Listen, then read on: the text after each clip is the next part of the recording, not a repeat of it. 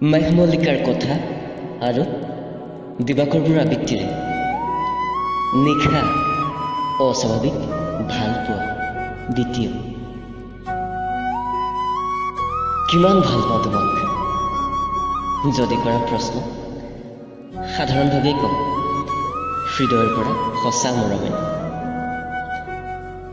আকাশৰ সমান বিশালতা, সাগৰৰ দৰে গভীৰ, নতুবা গণিব নোৱাৰা তৰাৰ সংখ্যা, কেতিয়াও হ'ব নোৱাৰা মোৰ প্ৰেমৰ সংজ্ঞা।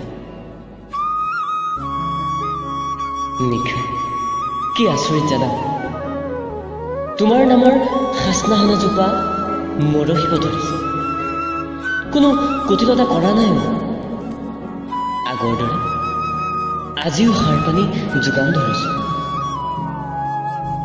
কিন্তু প্ৰকৃতিও বুজে, নহলেনো মদানে নীৰৱে উচুপি কিয় থাকে। হৃদয়ৰ পৰা হৃদয়ৰ সংযোগত যে বিজুতি ঘটিছে। কিমান ভাল পালে চকুৰ কোণ অজানিতে সেমেকি উঠে, কিমান মৰমৰ বিনিময়ত বুকুত পুৰণি কমে, বুজা নুবুজাত দুমোজা ধৰে। যেন জীৱন মোৰ সাগৰৰ মাজৰ পালতৰা,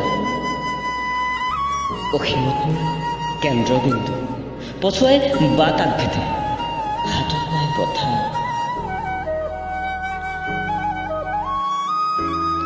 মাজনিশা সাৰ পালে খিৰিকীখন মেলি চাওঁ, শান্ত পৃথিৱী, জ্যোতিৰিংগৰ পোহৰত আলোকিত দুবৰি, জোনৰ মাজত যেন বিৰিং আছে তোমাৰ ওঠৰ বেকা হাত।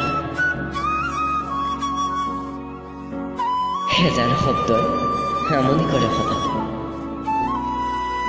তোমাৰ নামত আৰম্ভ হয় স্তৱক 1, 2।